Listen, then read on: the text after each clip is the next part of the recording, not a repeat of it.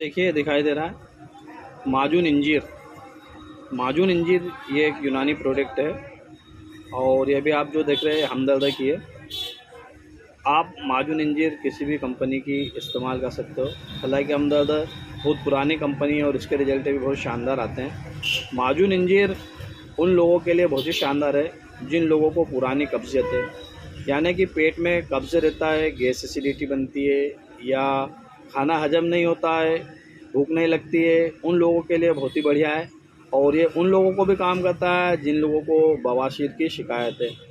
आप खूनी बवासीर हो या बादी बवासीर हो, आप इसे इस्तेमाल कर सकते हो। इस दवाई का कोई साइड इफ़ेक्ट नहीं है और किसी प्रकार का इससे आपको कोई नुकसान नहीं होगा और ये बड़ी आसानी से बिना डॉक्टर की पर्ची के आपको किसी भी यूनानी मेडिकल, आयुर्वेदिक मेडिकल या मेडिकल स्टोर पर मिल भी जाती है। आप इसे लाइए और आधा आधा चम्मच सुबह शाम इस्तेमाल कीजिए और देखिए कुछ ही दिन में आपकी कब्ज़ियत की समस्या दूर होने लगेगी। आप इसे रेगुलर भी इस्तेमाल कर सकते हैं, लंबे समय तक भी इस्तेमाल कर सकते हैं। इसका कोई आपको किसी भी प्रकार का साइड इफ़ेक्ट नहीं होगा।